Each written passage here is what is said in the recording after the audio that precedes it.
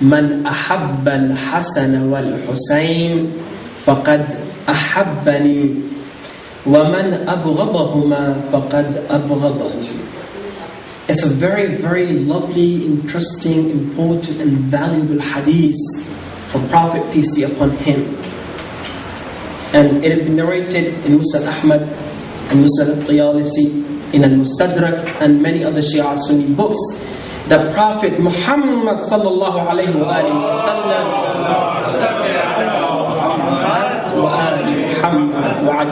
the Prophet is informing us that anyone who loves Hassan and Hussein, so it is as though he has loved me. Loving Hassan and Hussein is equal to loving Prophet, peace be upon him. So if anybody is saying, I only love Prophet and I don't love Hassan and Hussein, so actually he's not loving the Prophet, peace be upon him too, because Prophet is saying, Man ahabba al-Hasan wal-Hussein. Whoever loves Hassan and Hussein, it is as though he's loving me. Love of Hassan and Hussein is equal to my love. My dear brothers and sisters, having love of Ahlul Bayt in our hearts is very important. This is Prophet who is saying love of Hassan and Hussein is equal to my love, and that is Allah subhanahu wa ta'ala who is saying قُلْ لَا أَسْأَلُكُمْ عَلَيْهِ أَجْرًا إِلَّا الْمَوَدَّةَ فِي الْقُرْبَى. Allah is saying, O Prophet, say to the whole people who've come to give you the reward of Prophet, to tell them that I don't want anything. Allah is asking. Allah is asking. What is Allah asking? For the reward of prophethood. Allah is saying the reward of prophethood is love. Mawadda, not ordinary love, extreme love. I don't want to explain what's the difference between mahabba and mawadda. Allah is saying mawadda, extreme love with qurba. Who are qurba? Different Shia Sunni narrations are informing us that Prophet was asked, Man who qurba and who are qurba? Prophet said they are Ali, Fatima, Hassan and Hussein alayhim ala tahiyyatu wassalam. So we should have love of Ahlul Bayt in our hearts.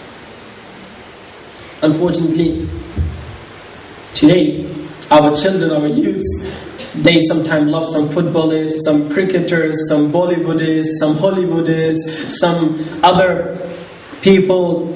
Do you know what's the reason? The reason they read, listen or watch their good qualities more than the virtues, fada'il of Ahlul Bayt.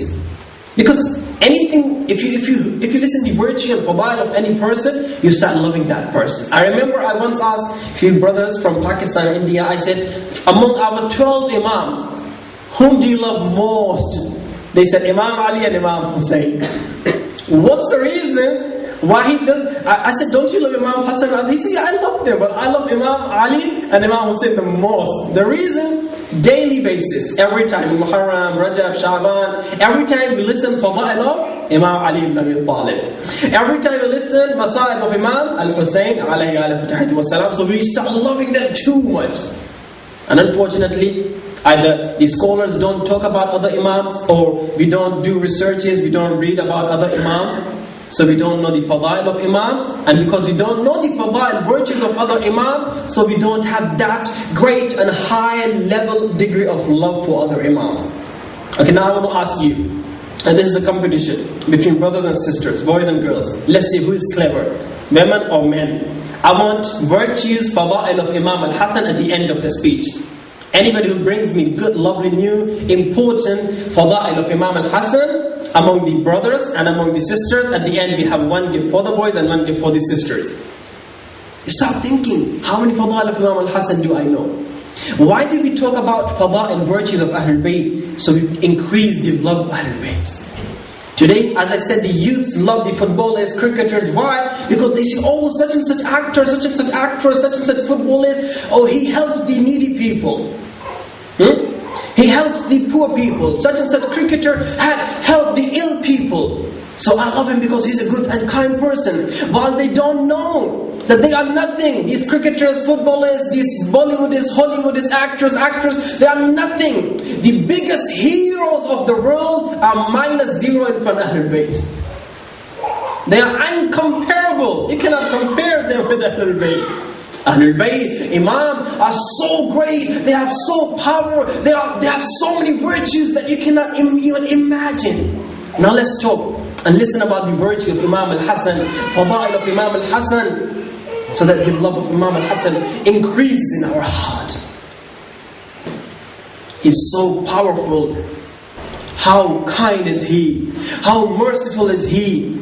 It has been narrated that once one of the mu'mineen, a mu'min man, he was astronomer. He had an arrow and bow in his hand, and he was looking towards the sky. And he was ready to just shot the arrow on the wall. Imam Hassan was just passing by him.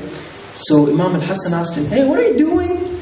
He said, "Oh my master, it is a very good opportunity for me to become very wealthy and rich."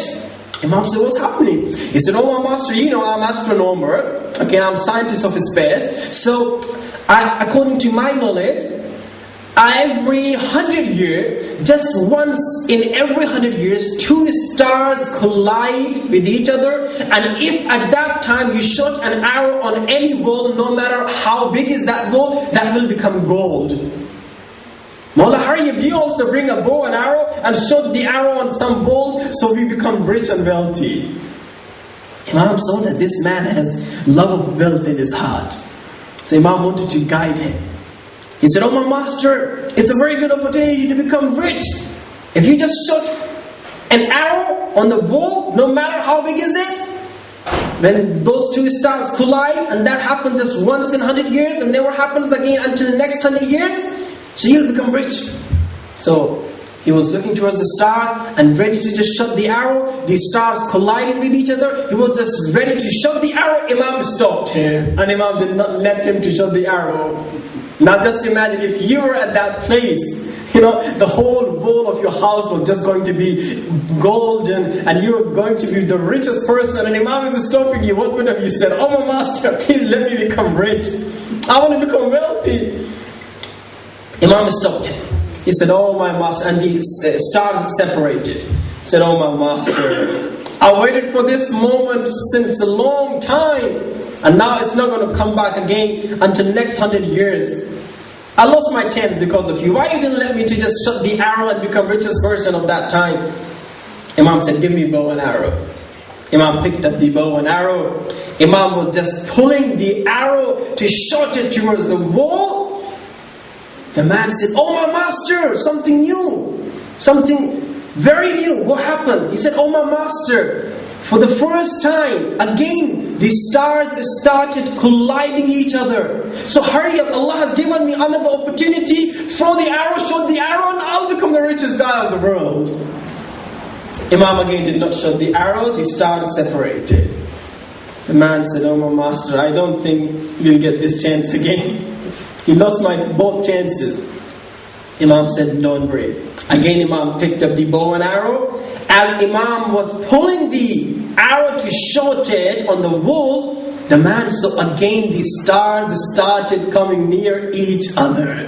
Now the man find out that it's not the stars who are coming to each other, it's not the stars which are colliding each other, it's Imam Hassan. The power when Imam is pulling the arrow to shoot it on the wall, at the same time the stars are coming near each other.